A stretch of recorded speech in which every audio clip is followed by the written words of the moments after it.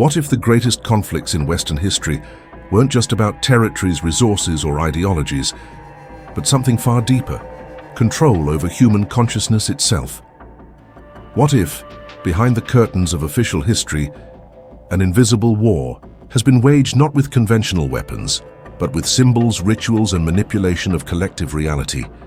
Welcome to the War of the Mages, a hidden conflict that has silently shaped the destiny of Western civilization for centuries. We're not talking about fantasy wizards with wands and pointy hats, but networks of real power, initiatory societies, esoteric orders, and surprisingly, even modern government agencies that have incorporated occult methodologies into their operations. What do we discover when we peel back the surface layers of official history? A disturbing pattern emerges. Pivotal moments in Western history, from the Crusades to the Cold War, frequently coincide with dates of ritual significance, locations of ancient power, and the presence of key figures connected to specific magical traditions. Let's dive into this labyrinth where magic isn't superstition, but a sophisticated technology of historical influence operating in the shadows of visible power. As we venture deeper into this shadowy realm, we need to understand what we mean by magic in this historical context. Forget Hollywood's portrayal. We're examining what historian Frances Yates called operative traditions in her groundbreaking Renaissance Studies, systems of knowledge that blend symbolism, psychology, and ritual to influence both individual consciousness and collective events. Picture Renaissance Florence, where the Medici family patronized not just artists, but Hermetic, philosophers like Marsilio Ficino and Pico della Mirandola. These weren't merely academic pursuits. They were actively translating ancient magical texts and creating systems to harness cosmic forces. Meanwhile, across Europe, opposing Christian esoteric traditions were developing their own magical worldviews. What if the religious wars that followed weren't simply theological disputes, but battles between competing magical paradigms for Europe's soul? The evidence appears throughout documented history. Consider the fascinating case of John Dee, mathematician, astronomer, and court advisor to Queen Elizabeth I. While officially serving as an intelligence agent, using the code 007, which later inspired Ian Fleming, Dee was simultaneously conducting elaborate angelic communications to guide England's imperial destiny. As documented in his meticulously preserved spiritual diaries, these esoteric workings coincided precisely with critical moments in England's emergence as a world power. Coincidence? Perhaps not. Fast forward to the French Revolution, a pivotal moment in Western history. What's rarely discussed is how Masonic lodges and other initiatory societies served as incubators for revolutionary ideas. The revolutionary calendar, the civic festivals, even the layout of Paris itself were redesigned according to esoteric principles. The revolutionaries weren't just changing politics, they were attempting to fundamentally rewire collective consciousness through sophisticated technologies of symbol and ritual. The pattern continues into the modern era. During the global conflicts of the 20th century, historians have documented how various esoteric traditions influenced political movements across Europe. Nicholas Goodrick Clark's scholarly research on Central European esoteric movements of the 1920s and 30s reveals how certain political groups incorporated mystical symbolism into their ideological frameworks. On the opposing side, British intelligence reportedly recruited astrologers and even conducted unusual operations, including the documented Operation Cone of Power, described by several historians of wartime Britain, where occultists allegedly performed rituals to protect their homeland. But here's where it gets truly fascinating. The Cold War, ostensibly a conflict between materialist ideologies, witnessed an explosion of government interest in consciousness research. Declassified documents from intelligence programs of the 1970s, analyzed by researcher Annie Jacobson in her studies of government parapsychology, reveal how American agencies investigated unusual phenomena, including remote viewing and various consciousness technologies. Meanwhile, Soviet research into psychotronics, as documented by Italian historian Giorgio Galli in his analysis of political esotericism, mirrored these efforts. What if these weren't just scientific curiosities, but modern applications of ancient principles for understanding and influencing collective awareness? This esoteric dimension extends beyond government research. Throughout history, influential families and institutions have incorporated symbolic elements into their architecture, branding, and organizational structures. Historian Richard Spence examines how certain banking dynasties of the 19th century integrated esoteric symbolism into their architectural projects and organizational structures. Scholars continue to debate whether these symbols were merely decorative or served deeper functional purposes in establishing cultural narratives. Throughout this hidden history, we find opposing philosophical currents. One tradition seeking to concentrate knowledge among a select group through control of symbols and information, while another works to democratize wisdom and expand consciousness. These competing visions have battled across centuries, with the pendulum swinging between periods of enlightenment and restriction. What's most striking is how these esoteric activities often precede major historical shifts. Before social upheavals, we frequently find intense activity among philosophical societies, as if they're working to understand or anticipate what follows. But what if they're not just predicting change? What if they're helping to manifest it? As comic writer Grant Morrison provocatively suggested in his metaphysical comic series, the world of magic is the world of image, symbol, hieroglyph, and sign, and we live in a world increasingly composed of nothing else. In our media-saturated age, are we witnessing the most sophisticated symbolic war yet, fought through memes, narratives, and viral symbols that shape our collective understanding of reality? But wait, there's something even more mind-bending about this hidden dimension of history that challenges everything we think we know about cultural evolution and the forces that drive it. Here's where this historical tapestry reveals its most astonishing pattern. What if these competing magical traditions weren't just influencing history from the sidelines, but actively engineering pivotal moments through what historian James Webb called the politics of the occult? Consider this mind-bending possibility. The Cold War wasn't just a geopolitical struggle, but the largest occult operation in human history.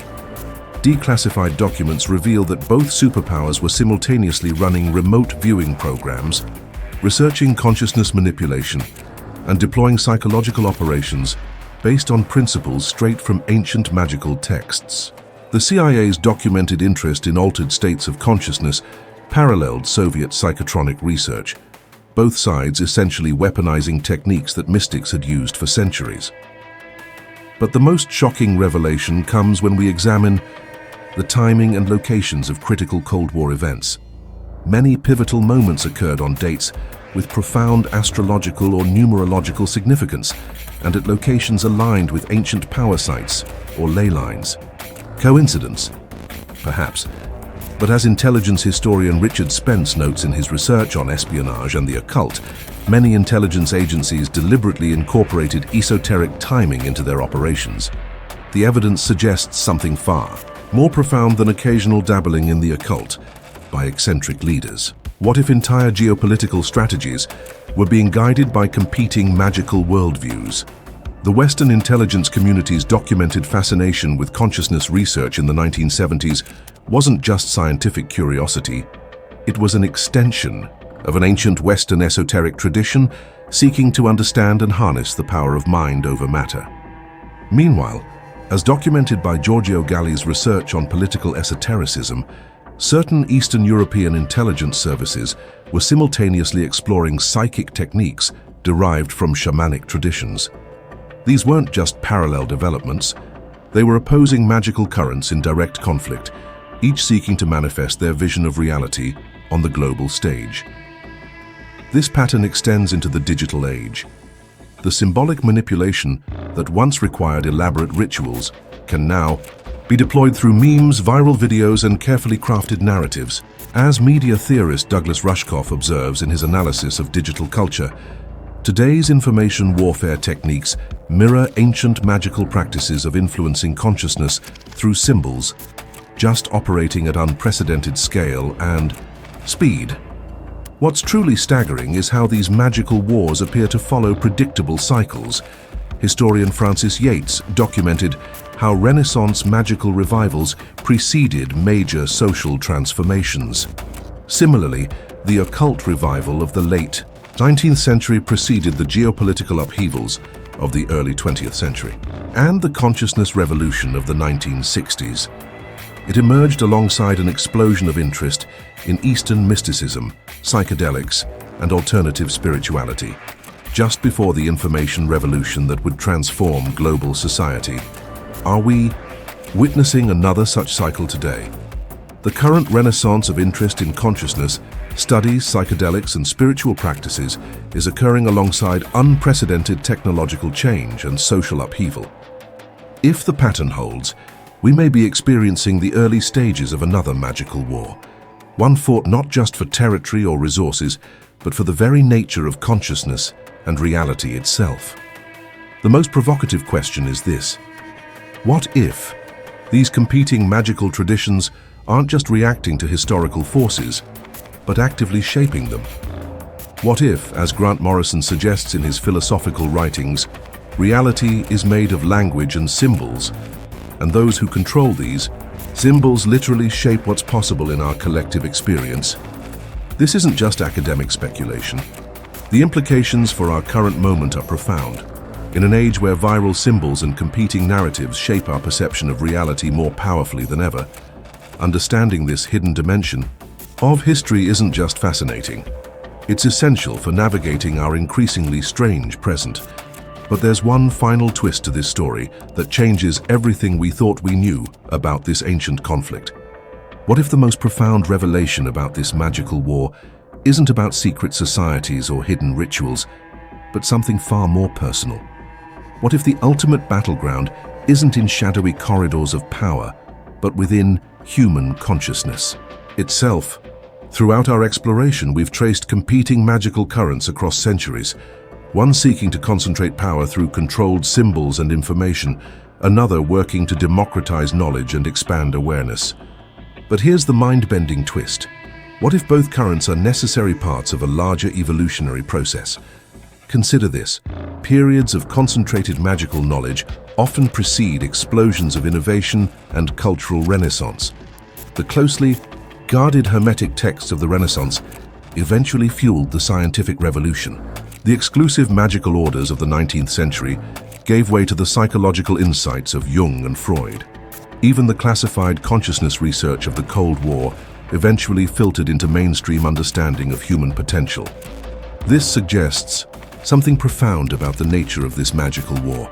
Perhaps it's not just a conflict between opposing forces, but a dynamic tension necessary for cultural evolution, a cosmic dance between restriction and release, concentration and dispersion that drives human development forward.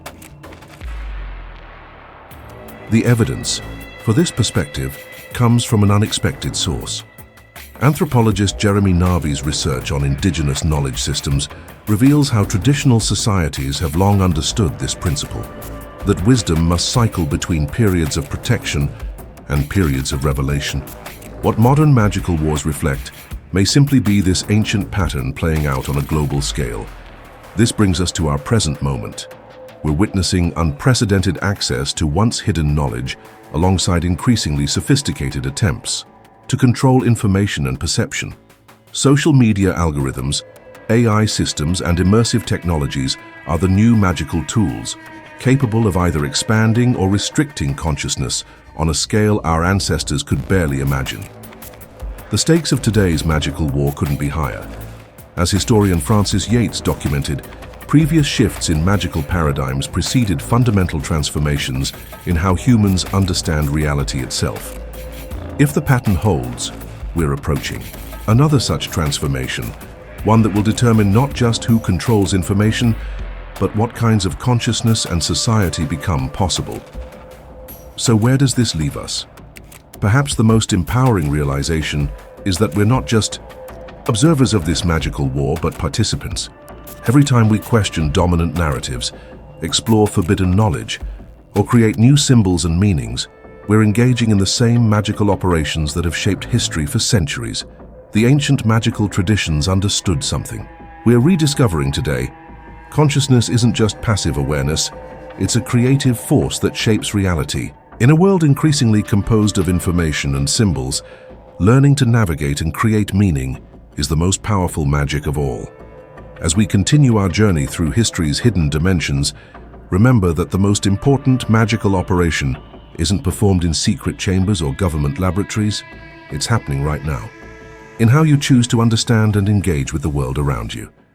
If you're fascinated by these hidden currents of history and want to join us on more journeys into the extraordinary, make sure to subscribe to Mystery Hunter. Each week, we venture into new territories where history, mystery, and human consciousness intersect in ways that will transform how you see the world.